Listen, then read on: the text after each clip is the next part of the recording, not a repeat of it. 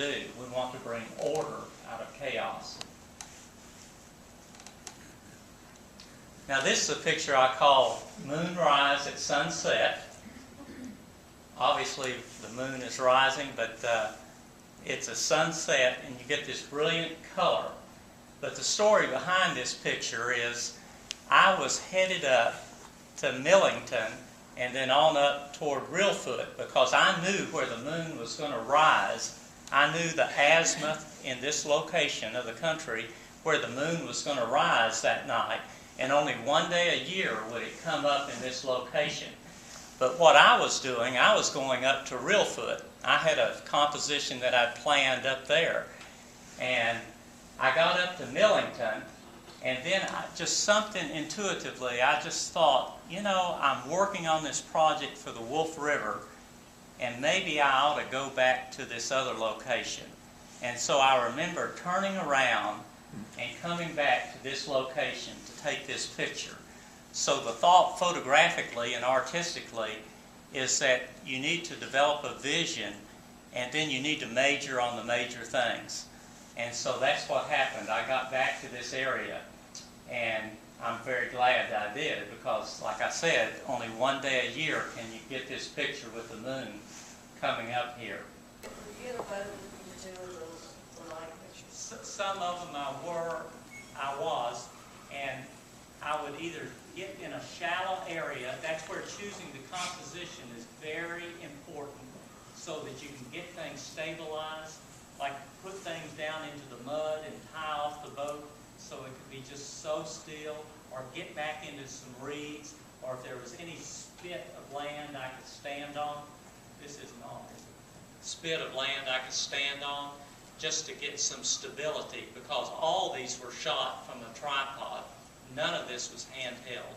It had to be very precise and framed and everything.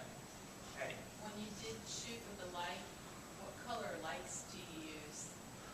Great question, because the color of your flashlight is very important because we're going to a lot of LED lights now, and that is a much cooler temperature, so the incandescent bulbs are far better. Great question, because it gives that much warmer color that you want when you're highlighting something. Great question. Well, there are many photographs out there. Go out and make them your own. How many cameras have you dumped in the river? By God's grace, I have never dropped. I've come close. That, you know, I was out west and I was climbing on this sandstone. This was about 2 years ago, and my boots, I don't know how they slipped out from under me. I just fell, and some way I held on to my camera. I hurt my shoulder and everything, but I held on to my camera and I didn't drop it. But I didn't drop it in the water either. And I've got a friend that's, he was in the Zion National Park and he was hiking up into the Narrows area and he dropped a 5D Mark II Canon, that's a $2,000 body, in the water. And then he put it into the oven at the lowest temperature to dry it out. And then he was out photographing. He said, you know, this thing's acting funny. Yeah. Do you do anything to predict the likelihood of fog, or are you just out there so often that... Well, I certainly look at wind speed. I look at the dew point. Those are pretty good indicators. If there's a lot of wind, you don't usually get fog. You have to look at the dew point, the temperature and the dew point. But sometimes it's really difficult to predict fog. And as you can see from these photographs, fog is really important. It's a great simplifier and a great adjunct to the beauty of the scene.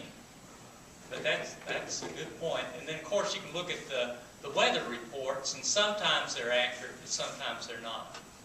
So, any other questions? Tom says he goes out in the middle of the night and photographs, and I really take my hat off to him.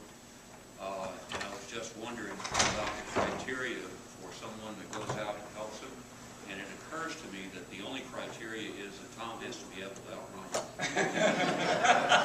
Hey, before we leave, I need to thank several people. I mean, Blair Ball has really helped me with this, and then Alan Sparks and Steve Coyne, and then Dale Cox and Ellen, but Dale has really gone the extra mile helping me with the projector and getting all the images.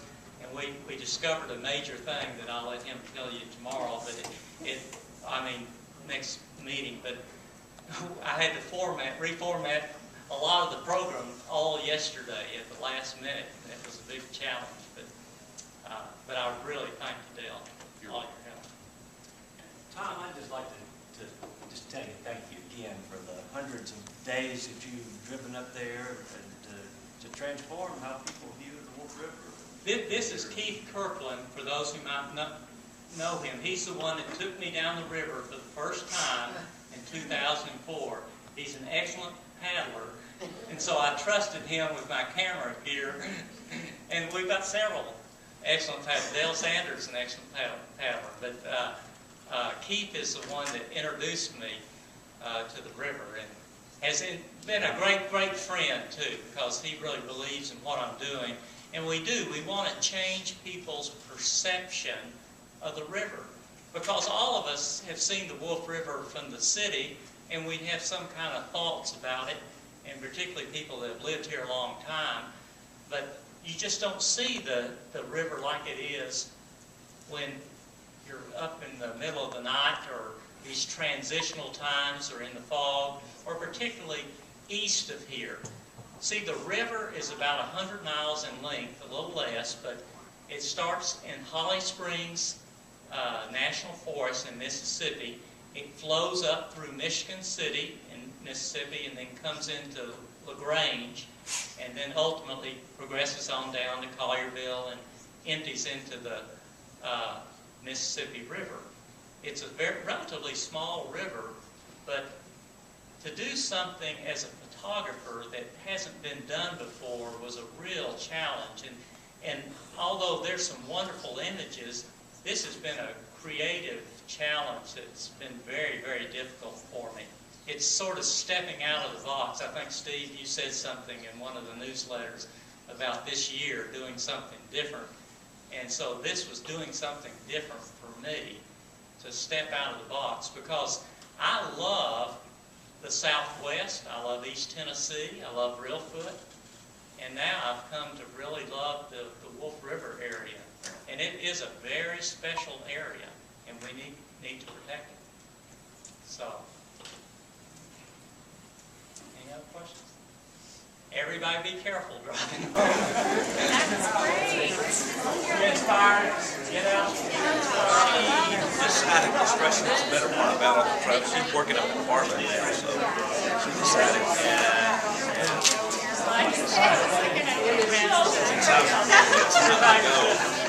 Here I'm a ranching man, and all these noises. And big animals. Well, the werewolf, I think it's referred to as Loch Ness Monster. That's much. Turn everybody up. He's got this phrase